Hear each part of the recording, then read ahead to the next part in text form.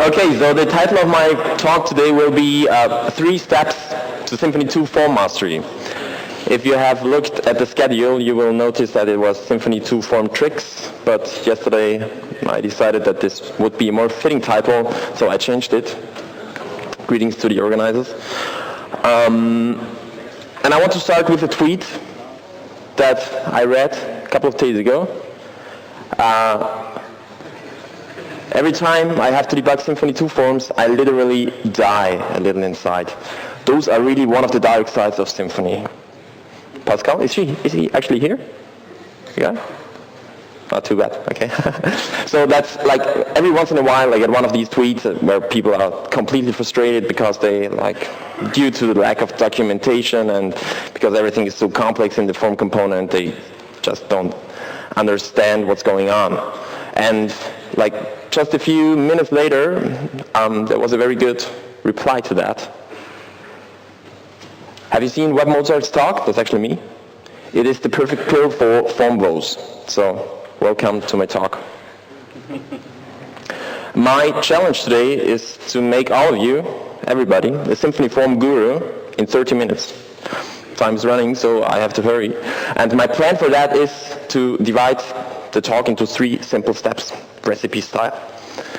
After giving a small example that we will be working with today, we will take 3 steps. The first step is to understand data formats. The second step is to become friends with data mappers, what that is, I will explain it later. And the third step is to really get hot with form events and to learn how you can leverage them to do, that really crazy stuff. So today's example is a very simple form, a form for entering the data of an employee. The form contains 3 fields, one for the name, for the salary of the employee, and I made that very wide because you want to enter a big salary there, and date of birth, a date field, very simple. And what Symfony sees when it sees this form is objects, of course. We have an object-oriented programming language. All of it form for all is a form object. And in Symfony, every of these fields is a form object as well. And you see that Symfony organizes these as a tree, where this is the root form and every field is a child of that form.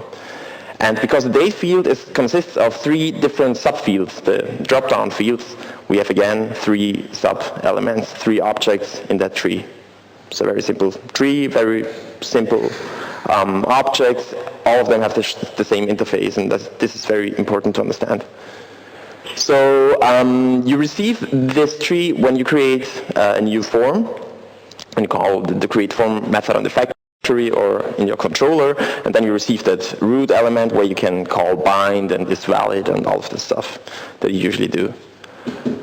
And now we have to talk about 3 important properties that these forms have, because all of them are the same object, so we need to have some way to differentiate between the different elements. And what we do is we give them names. Every form has a name. The root form in this case is called employee, then we have the element's name, salary, birth date. You get the drill. It's very simple. And what we can do with these names is, first of all, we define these names when we add elements to the form, and we can also use the names to retrieve elements from the form. So if we do form get birth date, we retrieve that field from the form, and we can also chain these calls to get the year field of the birth date field. And as you see, we can just continue like that because every object has the same interface. It's very simple. So the second important property of forms is they have types. I'm sure you know about that. If you read the tutorial about forms, then you see if you add a field, then you define the type. You do it like that. You add the name field, define the type text, salary field, type money, and so on and so forth. And I denoted it in this graphics by using these square brackets. What we have here, the employee form, the text field, money field, birth date field, and in the birth date field we have 3 choice fields. Okay? So this was the first 2 important properties, the name, the type, and the third one is forms have data. When you pre-populate a form with default values that you want to show to the user before he starts editing the form, that's the data of the form. when you enter some value in the form and submit it, that's the data of the form. You just update it and change the data that way. And if we draw the life cycle of a form, we would retrieve something like that. When we create the form is new.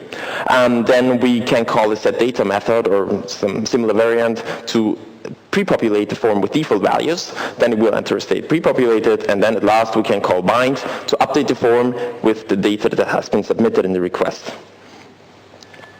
If you don't want to call setData, that's fine. setData will always be called with the value null, even if you don't do that. So you make sure that setData is always called, which is important, and you will understand why later in the presentation. And if we look at the code for that, pre-population usually looks something like that. You create a new employee object, you fill it with values, and then you call setData on the form, right? You've seen that. What happens is the employee object is written into the form, and then the values are retrieved from the employee object and written into the fields of the form, and this goes on recursively until all of the form default values are set. Now, the second activity we have is updating the form with the submitted values. So when you enter some values there and you click submit, then you call bind request in the controller. And what happens is that we have this form tree with the default values. And now, as you might know, when you submit a form from an HTML form, the CGI protocol defines that all of the values are submitted as strings. So that's what we end up with here, string, string, string, string, string. And as you can see, that's kind of a problem because, yeah, the original values were no strings. We need to match these strings and convert them to match our original format, right? So there we come to the first step. We need to understand what data formats are about. I like that image, right? It's cool. Every form has data in two different formats. The model data, which is the data that you use in your application, in the domain model, and the view data, which is typically a string as it is output in the HTML, and as you submit it as well by filling the HTML form and clicking submit. And if we look at some examples for that, the text type has a model format of string. That's the way you represent it in the model, and in the view it's a string as well. So that's very simple, very straightforward. A more complicated example is the number type. In your application, you represent the number as float, or as integer, but that's a special case. And in the view, it is a localized string. So as you see, you have this 1000 separator and the comma, and this depends on the local. So if it's German, then it would be comma. If it's in the US, then it's a dot. If it's in France, then it's some weird stuff. I don't know. And the same is for the data type. We have two different formats, but this is a little bit more complex because here we have choices. We have different possibilities for selecting the model format and the view format. So in the model, this could be a string, like in this field. No, it could be a string actually when the date is represented as, year, month, date, hour, second, whatever, or an integer, a Unix timestamp, an array with the entries year, month, and date, or a datetime object. That's the four possibilities for the model format. And for the view format, we only have two different possibilities which correspond to the representation of the form. In the first case, we format the date as a string, as a localized string again. And in the second case, we have an array which contains the values of the fields of that date field. And the concrete selection of these values, of these formats, is done by using the options input and widget. So in the input option, you can just pass any of these values. In the widget option, you can select how the field looks like. And depending on the look of the field, the view format will be configured differently.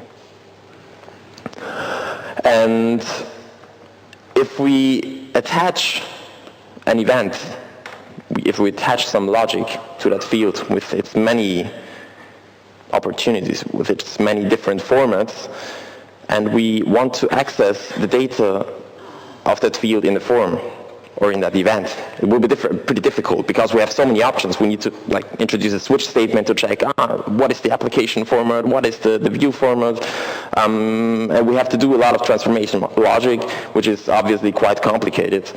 So what the form framework does, it stores not just the model format, not just the view format, but also a third format in between, which is the normalized format.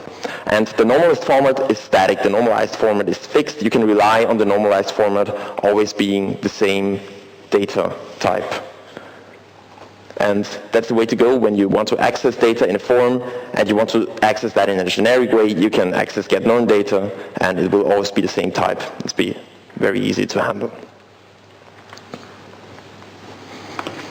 So my first tip for you is when you create a custom type for your project, decide these three things. Decide what is the model format? How do I want to represent my data in the domain model? What is the view format? How will the widget look like? Do I need a string? Do I need an array because it's split up into separate fields? And then what is the normalized format? What is the ideal way to access the data when the model and the view format might be different, might be changing? Now, I talked about the model format, I talked about the view format. I didn't talk about the conversion between these different formats.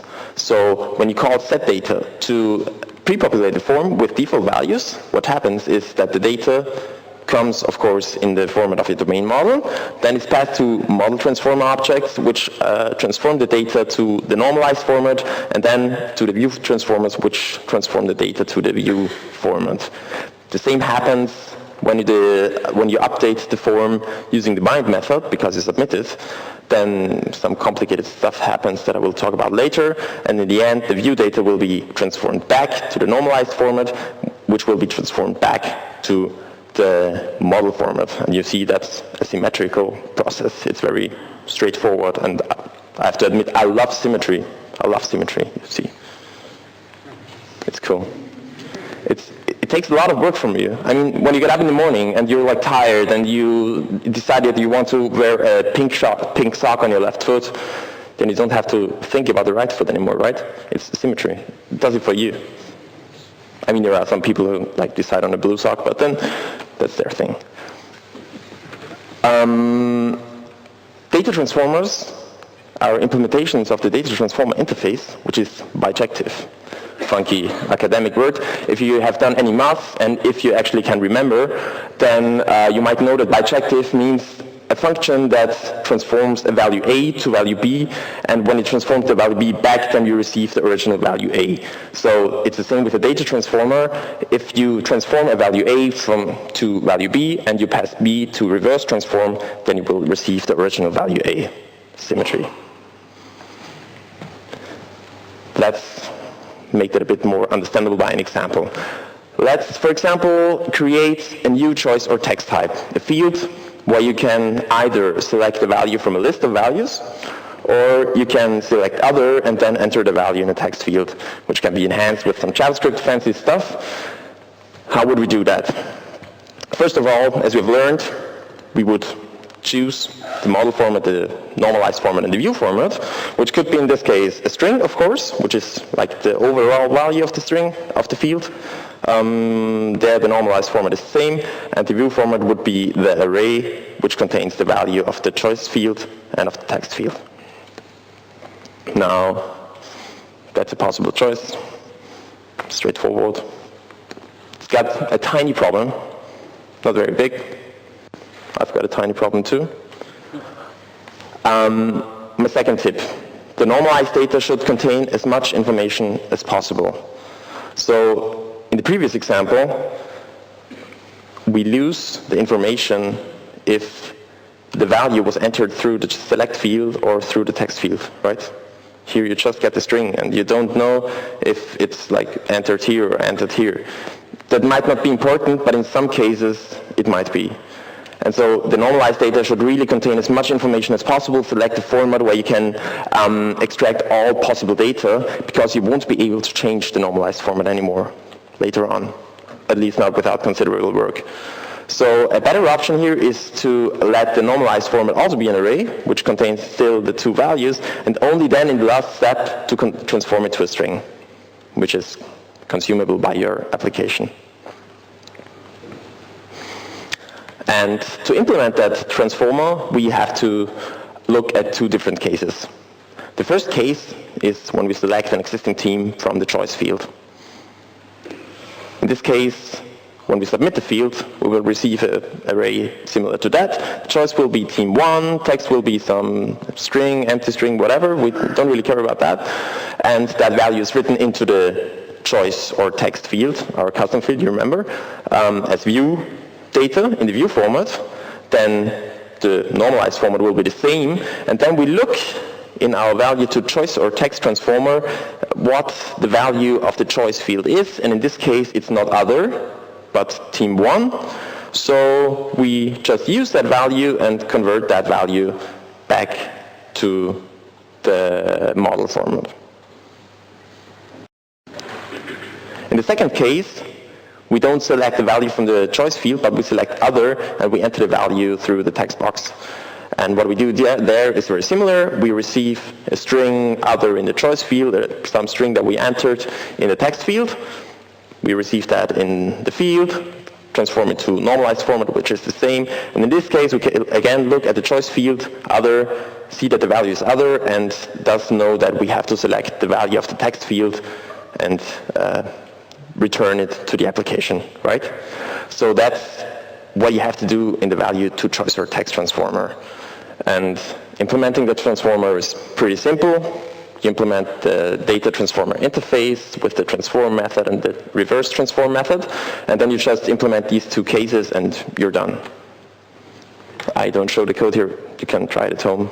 It's a good exercise, actually. My third tip for today. Data transformers should never change information. They should only change the representation of data. So information is the content.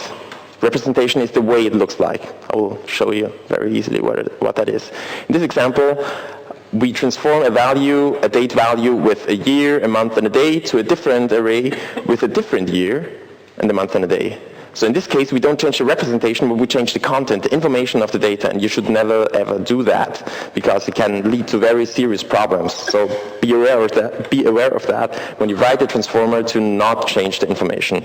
You can use events for that, and we will talk about that later.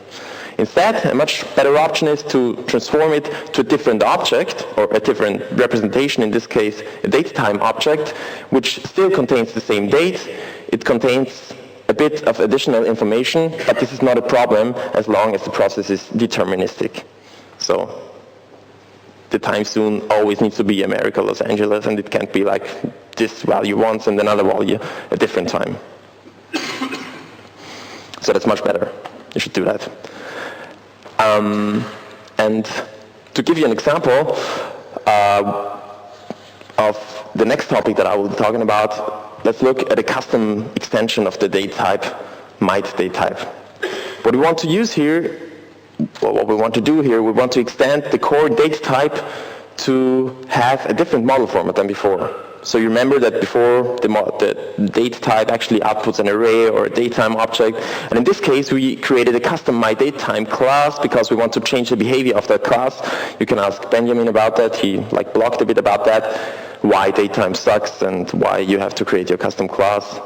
And creating a custom type helps us to automatically convert the inputs of a date field into a custom object in the custom format.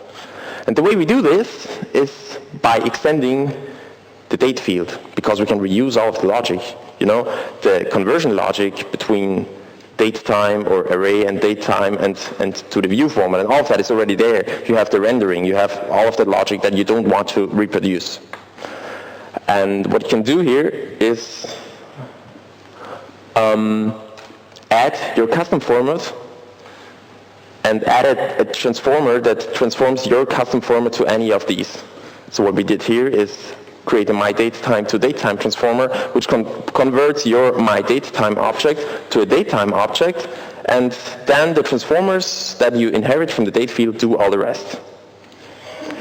And as you can see, you can actually chain transformers. You can run multiple transformers in a row that convert the value one after the other.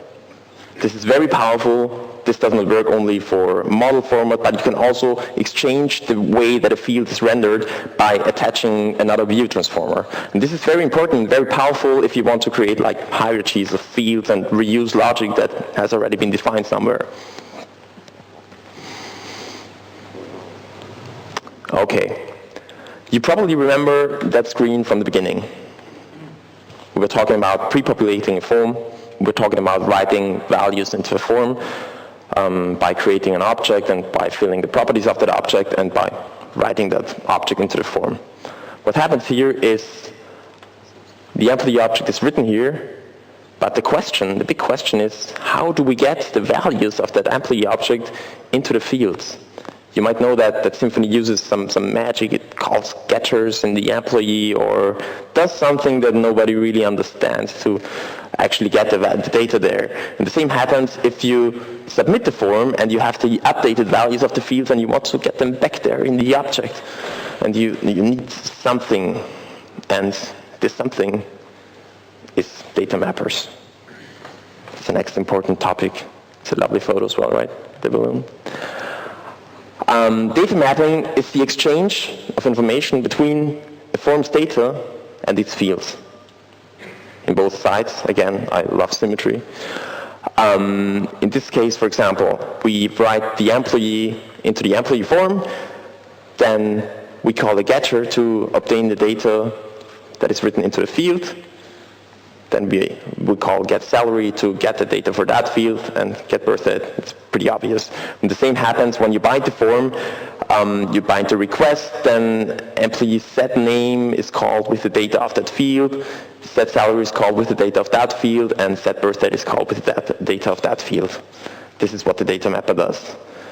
Data mappers are again bijective functions, symmetry, having two different functions, one for mapping forms to, like mapping the children to the data, and one for mapping the data to the children.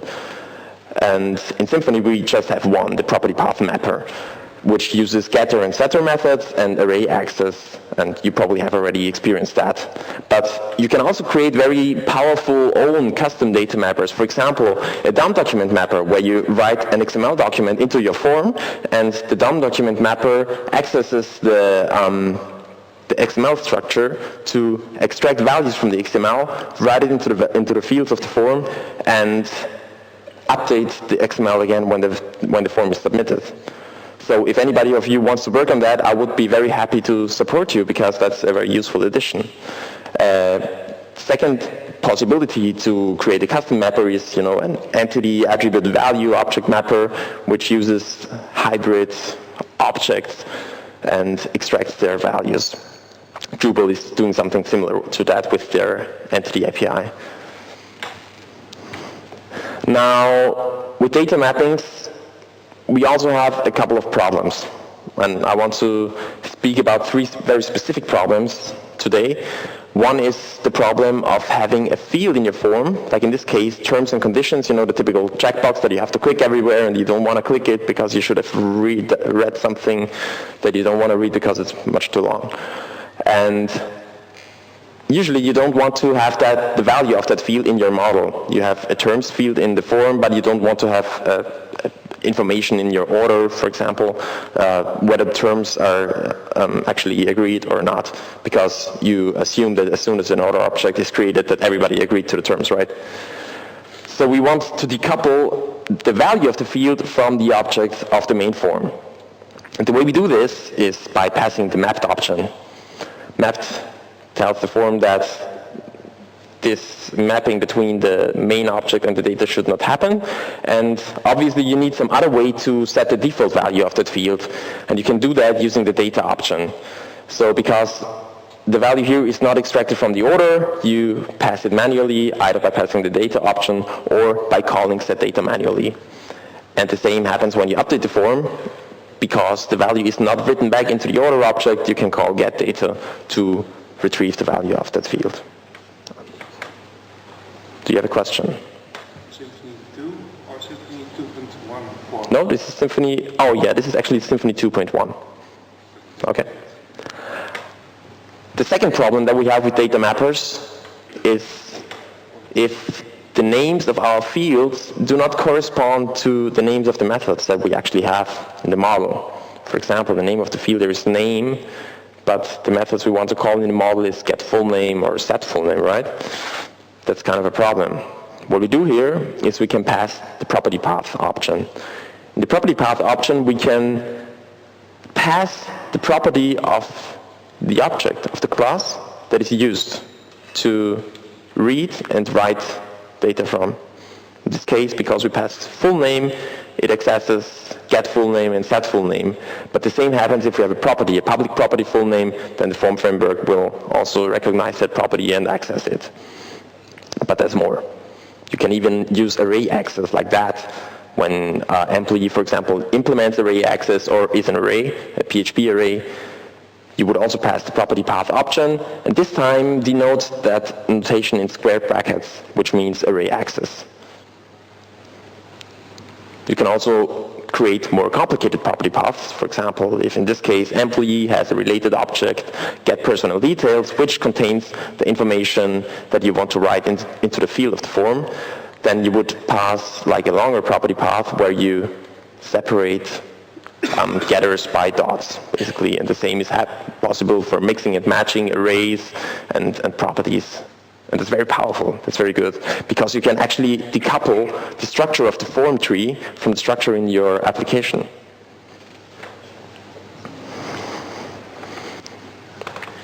The third and last problem for data mapping is the way that references, object references, are treated. So usually if you have such a form like that, you have an employee form, and different than before, we have a nested form for entering an address, which contains two fields, one for entering the street and one for entering the city of the address. And what happens when we update that form is the form component will call setStreet on the address, it will call setCity on the address, but it will not call setAddress. Because the form component recognizes that you are dealing with a reference here. The address object that is in this form that is updated here is the same as the address object in the employee. And the big benefit is you don't have to create a setter. You don't have to create setAddress if you don't need it. But in some cases, that's actually needed and quite useful. And in these cases, you can pass the by reference option and set it to false. In this case, the setter is called.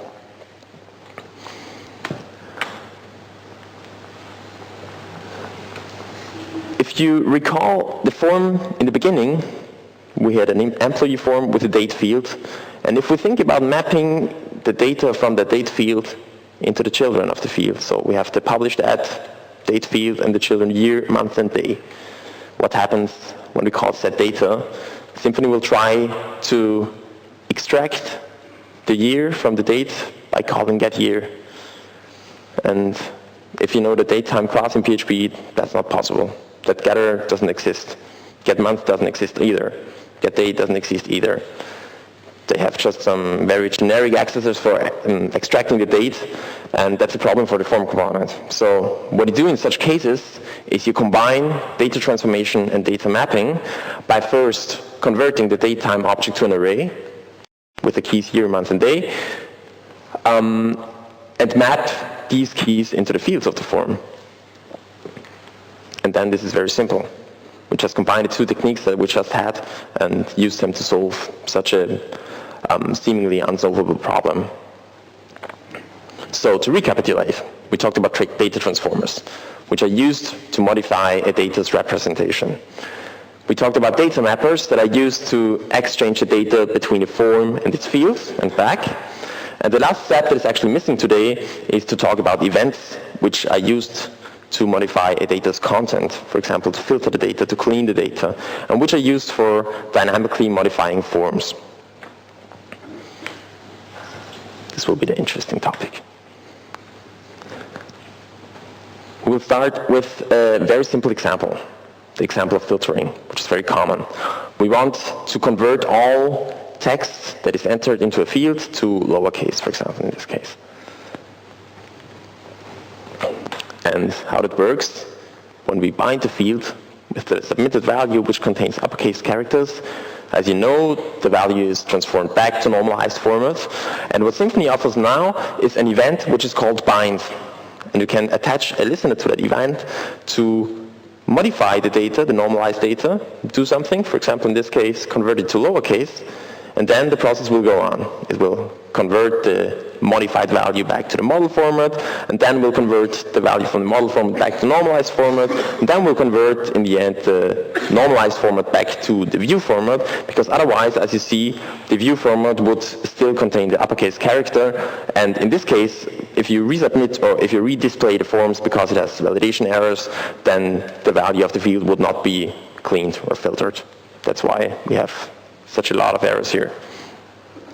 How you would implement that is by attaching a very simple event listener. You can use the field, you can call the method add event listener, choose the event that you need, and pass a simple closure doing the transformation of the data. And as you can see here, many people use actually event subscribers because it's the way it's documented in the cookbook, but you can also pass just very simple closures here for simple cases. A second example for using events is to change a form, the structure of a form, the fields of a form, depending on the data that is written into the form. So in this case, for example, we modify an employee and we have the information if the employee is in a leading position, like a CEO or a CTO or something like that, or not. And what we want to do is we want to show a field department, but only for those employees that are actually in a leading position, because for the other ones, it might not be necessary. And there's also a very simple solution to that. We create an employee type, we pass the employee to the constructor of the type, and then we just access the employee and query the is in leading position, and depending on that, we add the field or not. Right? Who is actually doing that? Just you, come on, be serious. Is nobody listening? Must be a bit more, right? Okay, then you have watched the talk before, right? This is wrong. You shouldn't do that. I'm actually proud of you now. The problem is we have to differentiate between form types and form instances. A form type exists usually once in your application. For example, a text type for Symfony text field. We just have one instance of the type. And that type has dependencies that are global for all instances of the type. So an instance would be a field, a concrete field in a very specific form that has these type, right? So form instances exist multiple times in your form, in your application, and have different data. And the data can and often will change after constructing the field. Let's look at an example again. When we call set data on a field, what we do instead is we have access to the preset data event, and we can call or we can add a listener to that event and use the listener to introspect the data and add the department field if the employee is in a leading position, or otherwise don't add the field. And then, after calling the event, Symfony will continue with the normal process. You already know that. It will write the employee object into the form, transform it to normalized format, transform it to view format, and then use data mappers to write the data of the employee into the fields, including, of course, the fields that you have created just in preset data, right? And this is very simple to implement. Well, not really. It's actually a bit verbose, but we are going to change that in Symfony 2.2 or 2.3. So you just have to call preset data or add an event listener to the preset data event, query the data of the event, which is the employee object, and then add the field depending on whether the employee is in a leading position or not. And the benefit of using an event listener here is that the event listener will be triggered every time that the data of the form changes. So if you call set data, that event listener is changed. And this is actually happening quite a lot, so it is important to always update the form with the correct data and process your logic every time that the data is changed. So that's it. Let's see how it works all together. When we pre-populate the form with an employee, the employee is first passed to the preset data event, then it is written into the form and transformed to normalized form and transformed to view format, and in the end mapped to all of the children of that form before invoking the post-set data event. Actually, I don't have a clue why we need the post-set data event. I never used it so far, but symmetry. Yeah, nothing more to say about that. When we update the form with the submitted values, a very similar thing happens. The submitted values are written into the form using the bind methods. Then the pre-bind event is called, where you can intercept the data, change it, depending on the browser that is used or something like that. Data is then passed to all the fields by passing the bind call to every of the fields of the form and mapped back into the employee object, which is then transformed to the normalized format and transformed, passed to the bind event, transformed back to the model format, and passed to the post-bind event, which you can use to validate your data, for example, to call any logic that is needed to act on the form after any modifications have occurred. Because in the post-bind event, you can be sure that the data of the form won't change anymore, like for the current time. And that's it. I hope you have a clear picture of the form component now. And when you return to your tasks, that you have like the feeling you're a real pro now and understand what's going on and can actually design your form types with more knowledge and more knowing of what is going on inside. Thank you.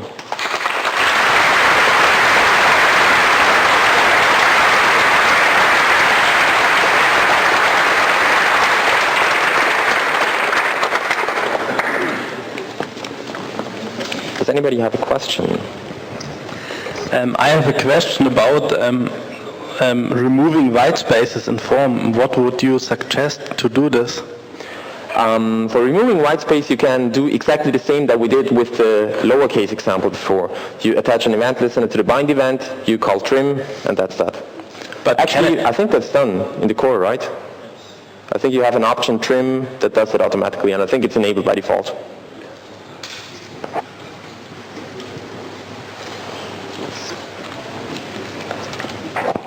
How would you create a IATN form? Say again, I didn't understand. How would you handle, or how would you create IATN forms? IATN forms? Yes. That depends on how you implement IATN. Yeah, but it is, if you have an entity with translatables in it, how would you create the forms? Well, basically it depends. Like IATN usually is something like a sub-object. For example, it could be a collection of translation objects. Yeah, because the property setter, if you use translation point something untitled, then you're missing the language Yes. key. The question here is whether you want to have one form where you can translate multiple languages, or where you can enter the information in multiple languages, or whether you have a form where you want to enter the information in just one language. Yeah. In the latter case, if you just want to enter the information in one language, you can use the property path to pass the path to the translation with your actual current language. Yeah, but if you want to have all languages in the same form, then you could use a collection field, for example, to iterate over translations and to output a field for every of the translations or form. Yeah. Does it answer the question? Still hard.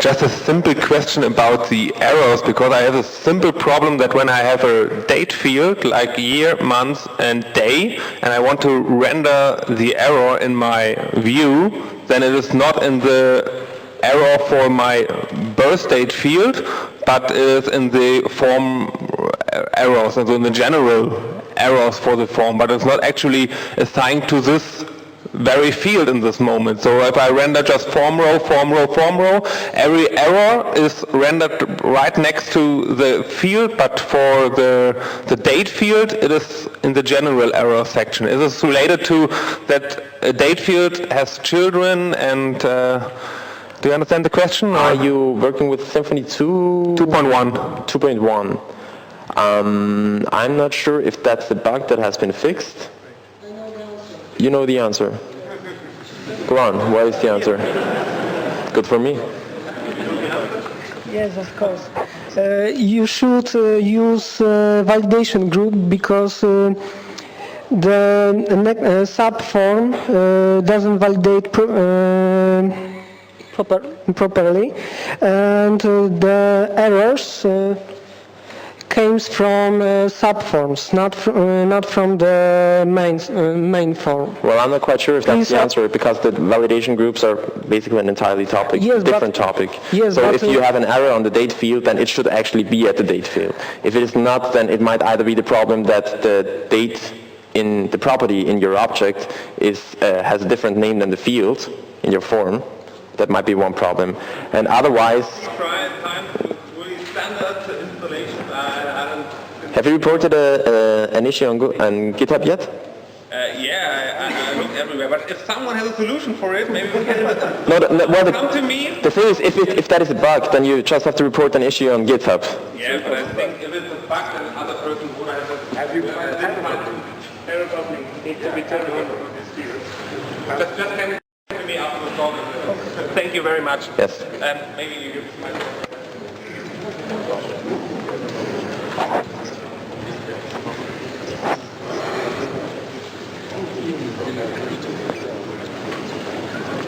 Yeah, what he was just trying to suggest, there is an option error bubbling as well, which controls that errors bubble up in the form to the root element. But this should actually not be enabled for the date field, so I'm not sure if that is the issue. But sometimes this can help you. Could you explain why modifying the data in data transformers is not a good choice? Why should we modify the data rather in events than data transformers? Well, this is a difficult answer because it's rather depending on what is going on inside. So, as I have shown before, data transformers should be bijective. If you pass a value to transform, the output of the value, or like if you pass the value A and it is transformed to value B, and you pass that value B to reverse transform, then A has to be the same. So if you, of course, do that in a bijective fashion, if you transform the information that is stored in the data and transform it back accordingly, then you can do that. If you don't do that, then the form will have some problems because, as you have seen before, the data is transformed from the view format to the normalized format to the model format when you submit the form, and then back again to the normalized format and to the view format. And because of that, if transform and reverse transform are not symmetrical, there will be issues. Okay, thanks.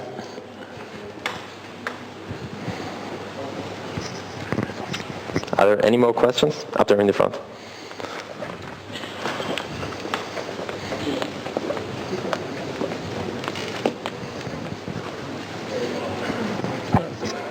It's more or less the similar question that I had for the speakers before.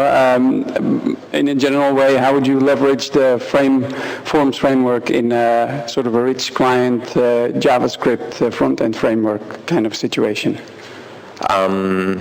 This is a very generic question. We don't have JavaScript support yet, so I can't really give you a generic answer to that. It depends very much on which framework you use. One possibility is to create form type extensions to add the JavaScript code automatically to your fields, if you want to reuse the JavaScript code, for example. That is one option. The other option is to write all the JavaScript code by hand, like that is very tailored to the current view, but it really depends on your use case. And I would like to add at some point support for some of the major JavaScript frameworks like jQuery as an extension or something like that, but we don't have that so far. I was just thinking that it may be a good idea to come up with some sort of a standard interface that you could use for maybe all kinds of front-end frameworks, that you just have to make some sort of translator to translate the backbone, Angular, or Knockout, whatever. Yeah, well, you mean like creating a JavaScript API that is then used by further JavaScript APIs of different frameworks? Yeah, that's kind of silly, because then you have like lot of interdirection, between different APIs in JavaScript when you actually just need one. Yeah, but what I mean is more or less like a standard interface where you can sort of serialize the form in a generic format that then can be used to interpret in Backbone or something. Yeah, we can possibly do that. Yes. Okay.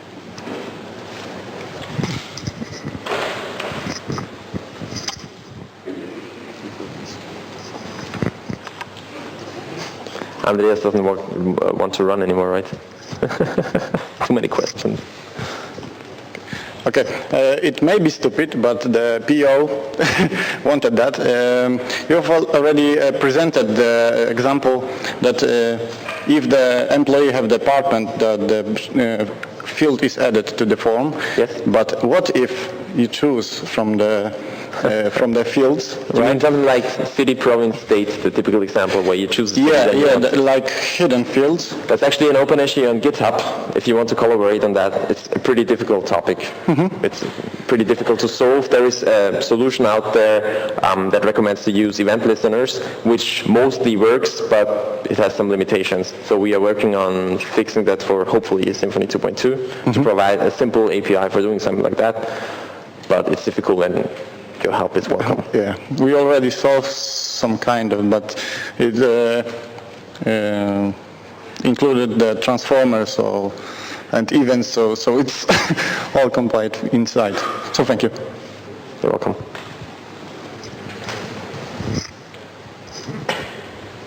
Are there any more questions? Well then, thank you very much.